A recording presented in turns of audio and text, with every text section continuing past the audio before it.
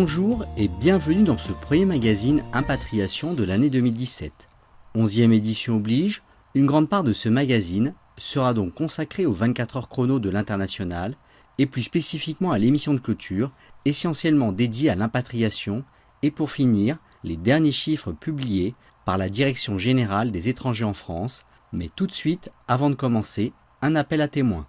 Vous êtes impatrié en France, vous gérez des impatriés, participez ou incitez vos salariés à participer à la 3e édition de l'enquête parrainée par la SBE, Société de banque et d'expansion, Expatriates in France, Tell Us About Your Life, accessible sur mondissimo.com.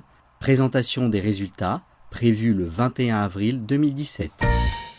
Le 18 janvier dernier, à 21 h, et en direct à partir des studios de TV5 Monde, le trophée de la francophonie a été remis à Emmanuel Fayad, directeur de Open Sky International, une école bilingue qui enseigne notamment le français aux petits étrangers dont les parents sont impatriés en France. Un extrait à suivre tout de suite. L'apprentissage du français, c'est aussi votre rôle, Emmanuel Fayad. Vous êtes donc basé, je disais tout à l'heure, à Boulogne-Billancourt, en région parisienne. Vous avez fondé une école qui s'appelle Open Sky International. Et vous allez recevoir, c'est le moment solennel, ce prix de la francophonie, remis donc par Yves Bigot, qui pèse très lourd, visiblement. Pour les efforts que vous avez réalisés avec votre école primaire qui enseigne le français aux enfants impatriés, âgés de 3 à 8 ans, en l'occurrence. Alors, je me permets une petite correction. Vous allez élargir encore les âges prochainement, c'est ça? Alors, deux petites corrections. La première... Pardon, comme ça. Merci Henri.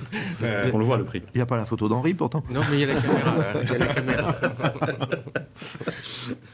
Donc, la première précision, c'est qu'en fait, c'est mon épouse qui a fondé l'école. C'est elle, l'âme de l'école. Moi, je suis là pour développer tout ça. Et la seconde, en fait, c'est que nous prenons les enfants à 8 ans jusqu'en fin de primaire aujourd'hui. À 2 ans, pardon. Ah oui, de 2 à 10 ans. Ça fait école maternelle aussi, on est d'accord. Voilà, et là, je peux vous l'annoncer, en fait, nous ouvrons un collège en septembre prochain. Donc, en fait, et après, ça sera suivi par l'ouverture d'un lycée bilingue. Et une université. On va s'arrêter là. Vous n'imitez pas. On en parle dans 10 ans, mais... Non, je pense que...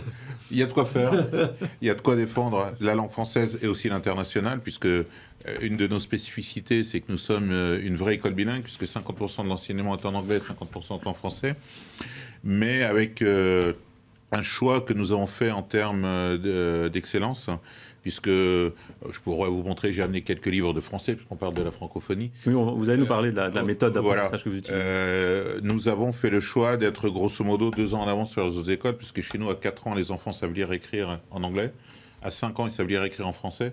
Et après, je dirais, cette avance, encore une fois, grâce au travail de mon épouse, perdure. Et le collège sera le premier vrai collège bilingue en France, en tout cas en Île-de-France, permettant à l'issue du cycle au lycée, soit de passer le baccalauréat français, soit de passer le A-level britannique, soit les deux. Également, lors de cette même émission, Stéphanie Lemaine-Tenaillot et Nicolas Pregliasco, tous deux avocats au sein du cabinet Galahad, sont également intervenus sur l'impact du nouveau régime des impatriés et de ses conséquences sur la fiscalité, dont nous vous proposons tout de suite un extrait. Il est temps d'entrer un peu dans le concret, dans le dur, sur les différentes mesures dont vous allez pouvoir bénéficier si vous envisagez de vous impatrier, de venir vous installer en France et à Paris en particulier. M'ont rejoint sur ce plateau 3 personnes, à commencer par Stéphanie Lemaine-Tenaillot. Bonsoir. Bonsoir. Merci d'être avec nous. Vous êtes avocate dans le cabinet Galahad, tout comme Nicolas Pregliasco. Bonsoir. Bonsoir. Vous êtes également dans le cabinet Galahad. Et Philippe Sanson. Bonsoir. Bonsoir. Vous êtes le directeur du CLES, le Centre des liaisons européennes et internationales de sécurité sociale. Alors, on va commencer par parler de fiscalité. Quels sont les avantages, ou en tout cas les mesures qui existent pour un étranger qui viendra s'installer à Paris, en France ? Alors, la France a mis en place depuis un certain temps maintenant, puisque c'est un régime qui existe depuis 2003, un régime spécifique pour les impatriés. Donc, effectivement, les salariés mandataires sociaux qui viennent depuis l'étranger pour prendre des fonctions en France, soit temporairement, soit de façon plus longue. En fait, à la base, c'était temporaire, mais finalement, c'est un régime qui s'applique aussi à toutes les personnes qui viennent travailler définitivement en France.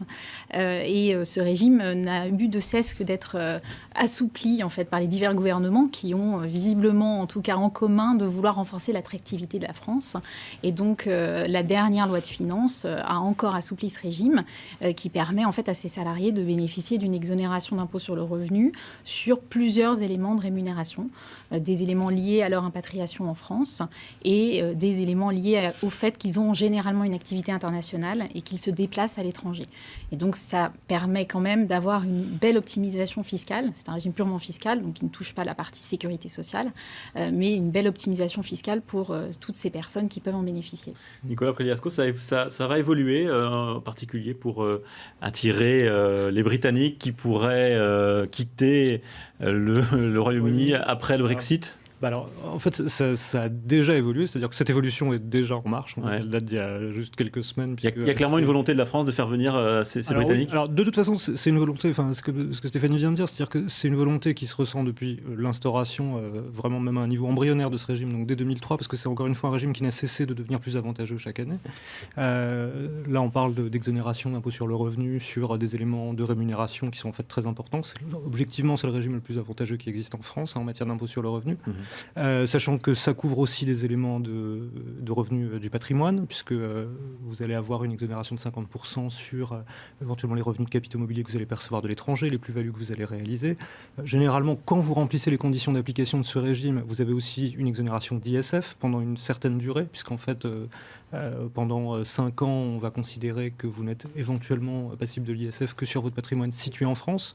Donc tous vos biens situés à l'étranger ne vont pas être pris en compte, ce qui fait une différence assez notable avec les contribuables domiciliés en France et qui ne bénéficient pas de ce régime spécial.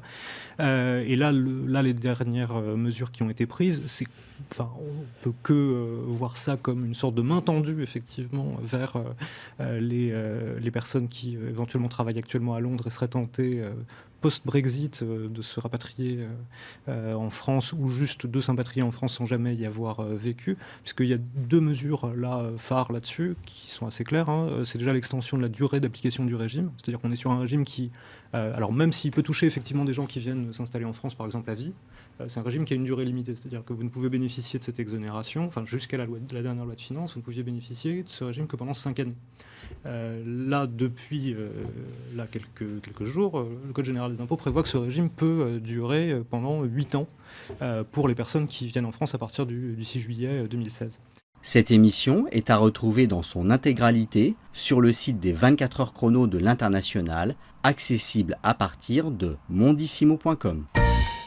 Alors que la Direction générale des étrangers en France a publié le 16 janvier les premiers chiffres disponibles sur l'année 2016, le premier enseignement que l'on en tire est le suivant. En 2016, les délivrances de visas ont diminué de 3,8% pour retomber à un peu plus de 3 millions. En revanche, les refus ont augmenté, eux, de 9%. Les grands gagnants de cette année passée, en termes d'obtention de visas, le plus souvent d'une durée de 1 an, sont sans surprise les Chinois qui devancent ainsi les Algériens et les Marocains. Merci de nous avoir suivis et rendez-vous le mois prochain.